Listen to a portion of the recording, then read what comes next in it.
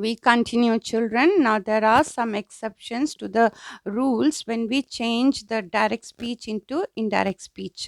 Now, let's have a look at them.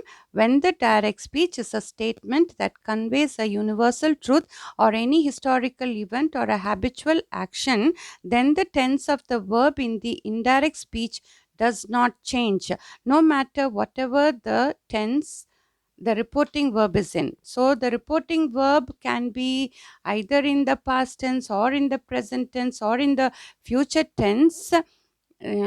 Now, if the direct speech is a universal truth or a historical event or a habitual action, then the tense in the indirect speech will not change.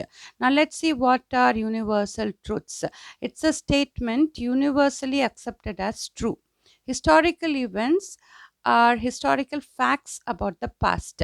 Habitual actions are actions performed by a person regularly. They are denoted by words or phrases like every day, daily, once a week, once a day, etc. So now let's see examples for universal truth. Mother said the sun rises in the east. Now this is direct speech. Said is the reporting verb in the past tense. The direct speech, the sun rises in the east. The verb rises is in the simple present tense. It will remain in the simple present tense in the indirect speech because this is a statement which shows universal truth.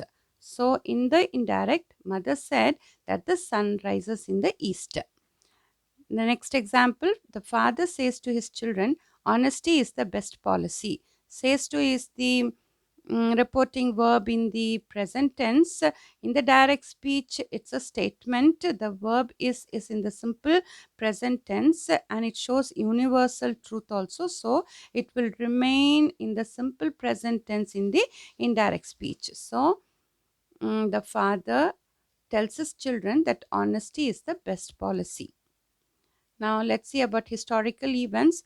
Our teacher said Mahatma Gandhi died on 30th January 1948. Now, here said is the reporting verb in the past tense.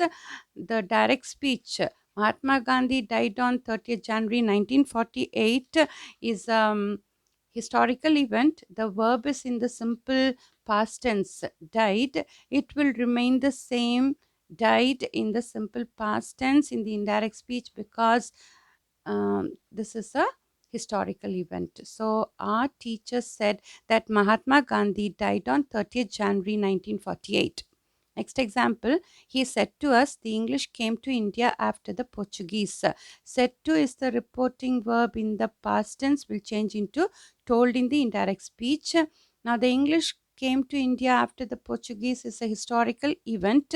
The verb came is in the simple past tense, so it will remain came in the simple past tense because it is a historical event. He told us that the English came to India after the Portuguese.